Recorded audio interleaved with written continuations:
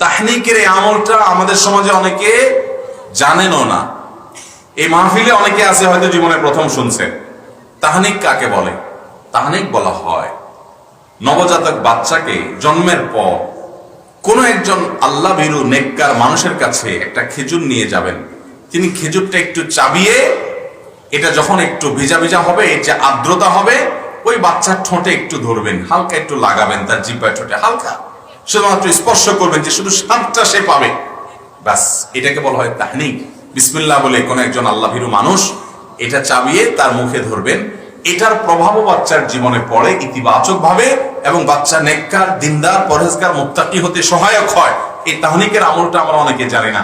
আপনি ওইরকম আল্লাহ ভীরু নেককার কাউকে পাচ্ছেন না, আপনার মসজিদের ইমাম সাহেবকেও পাচ্ছেন না, তো আপনি নিজে শুরু করে দেন, কোনো অসুবিধা নেই। বিসমিল্লাহ বলে খেজুর চাবিয়ে আপনি বাচ্চার মুখে তাহনিক করান। আর যদি কোনো আলেমের কাছে নিয়ে যেতে পারেন বা কোনো আলেমকে দাওয়াত দিয়ে আনতে পারেন, তার মাধ্যমে আপনি তাহনিক করতে পারেন, সেটাও হতে পারে। তাহনিকটা জন্মের সাথে সাথেই করতে হবে এমন কোনো কথা নেই। আপনি 2 দিন পরে করেন, 5 দিন, 7 দিন, 10 দিন, 20 দিন পরে করেন, তাও হবে, কিন্তু বাচ্চাকে তাহনিক করাবেন, এটা সুন্নাহ।